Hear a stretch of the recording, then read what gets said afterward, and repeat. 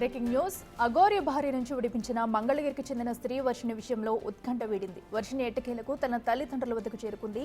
వారం రోజుల కిందట గుజరాత్లో ప్రారంభమై నిన్న రాత్రి విజయవాడకు చేరుకుంది. వర్షిణితో పాటు ఆమె అన్నయ్య శ్రీహర్ష సైతం ఇంటికి చేరుకున్నాడు.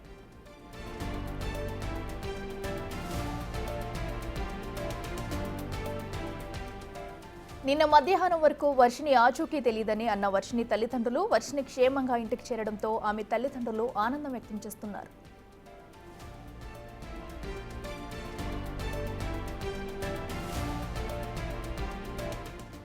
ఇదే అంశానికి సంబంధించి మరింత సమాచారం మా ప్రతినిధి సాహిత్య అందిస్తారు. సాహిత్య చెప్పండి, ఎట్టకేలకు శ్రీ వర్షిణి వారి తల్లిదండ్రుల దగ్గరకు చేరుకున్నట్టుగా ఒకటి తెలుస్తుంది. దీనిపై వారి స్పందన ఎలా ఉంది? డీటెయిల్స్ ఏంటి? వారం రోజుల నుంచి వర్షిణి ఎక్కడైతే ట్రావెల్ చేస్తూ అంటే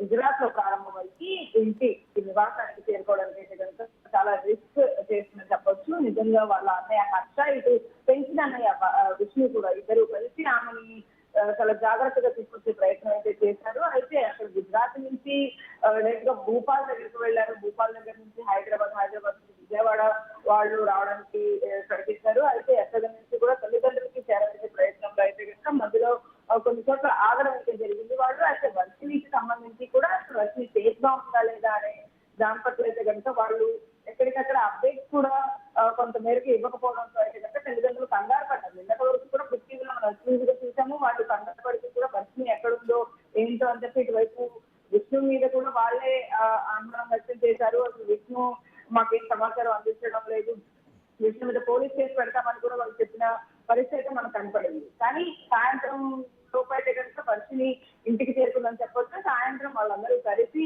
ఇటు విష్ణు కూడా ఎక్కడ అంటే హైదరాబాద్ లోనే ఆయన ఆగిపోయినట్టుగా మనకు సమాచారం వస్తా ఉంది. వర్షిణి, శ్రీహర్ష వీళ్ళిద్దరినీ కూడా తల్లిదండ్రులు ఎటకాలకి ఇంటికి తీసుకొచ్చేసారని చెప్పొచ్చు. వాళ్ళు ఎక్కడున్నారో సమాచారం అందిస్తే ఆ ప్రదేశానికి తల్లిదండ్రులు వెళ్ళడం అయితే జరిగింది. కోటయ్య, తురుపురాని ఇద్దరు కలిసి వెళ్ళి శ్రీహర్షని, వర్షిణిని ఇద్దరిని కలిసి అక్కడి నుంచి ఇంటికి తీసుకెళ్లే పరిస్థితి కనపడతా ఉంది. ఎటుకలకు వర్షిణి అయితే ఇంటికి చేరుకుంది. కానీ అసలు ఏం చేయబోతున్నారు, ఇన్ని రోజుల పాటు అంటే 20 రోజుల పాటు అఘోరి దగ్గర ఉన్నప్పుడు ఎలా ఉండేది ఏంటి, ఆమె హెల్త్ పరంగా కానీ లేకపోతే ఇటువైపు ఏదైతే ట్రావెల్ చేసే సమయంలో ఏంటి మీద ఏంటి అని కూడా తల్లిదండ్రులు ఆరా తీస్తూ ఉన్నారు. అయితే దీనికి సంబంధించి కూడా వర్షిణి ఇంటికి వచ్చేసింది. అయితే కోటయ్య ఏదైతే కంప్లైంట్ ఇచ్చారో ఉమెన్ మిస్సింగ్ కేసుకి సంబంధించి కూడా మంగళగిరి పోలీసులు అయితే కనుక ఇప్పుడు వర్షిణి ఇంటికి వచ్చేసిన నేపథ్యంలో వర్షిణి స్టేట్మెంట్ అయితే రికార్డ్ చేసుకోవడానికి కొద్దిసేపట్లో అయితే కనుక వెళ్లే అవకాశం అయితే కనపడతా ఉంది. అయితే పోలీసులు కూడా వర్షిణితో ఇటు తల్లిదండ్రులతో కూడా మాట్లాడిన పరిస్థితి ఉంది. క్షేమంగా వచ్చేసినందుకు కూడా వాళ్ళందరూ కూడా ఆనందం వ్యక్తం చేస్తూ ఉన్నారు. ఇటు వర్షిణికి సంబంధించి కూడా కొన్ని డీటెయిల్స్ అయితే కనుక స్టేట్మెంట్ పరంగా అయితే కనుక వాళ్ళు ఆరా తీసే అవకాశం అయితే కనపడతా ఉంది. ఎందుకంటే అఘోరి త్వరలో ఉంది, అఘోరి దగ్గర సేఫ్ గా లేదు, అఘోరి దగ్గర ఇన్ఫ్లుయెన్స్ తోనే అఘోరి దగ్గరికి వెళ్ళిపోయింది వర్షిణి అని ఎవరైతే తల్లిదండ్రులు ఆరోపించారో వాటి నేపథ్యంలోనే ఇటు ఈ పోలీసులు అయితే కనుక వర్షిణిని అడిగే అవకాశం అయితే కనపడతా ఉంది. వర్షిణి ఎలాంటి సమాధానం చెప్పబోతుంది, మళ్ళీ అఘోరి దగ్గరికి వెళ్ళే అవకాశం ఏమైనా ఉందా, లేకపోతే ఇక్కడే తల్లిదండ్రులతో ఉంటానని చెప్పేసి చెప్పబోతుందా అనేది అయితే కనుక ఉత్కంఠగా మారుతుంది. ఎందుకంటే ఆల్రెడీ గుజరాత్ లో వీళ్ళు పట్టుకున్నప్పుడు కూడా నేను వెళ్ళను, నాకు ఇష్టం లేదు, నన్ను బలవంతంగా తీసుకెళ్తున్నారు అని వర్షిణి చెప్పడంతో అయితే కనుక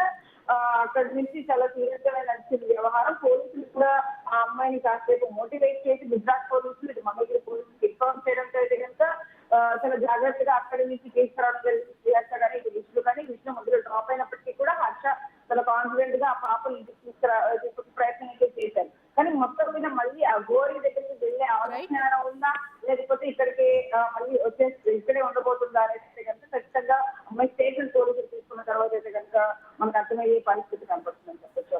రైట్ సాహిత్య, థ్యాంక్ యూ.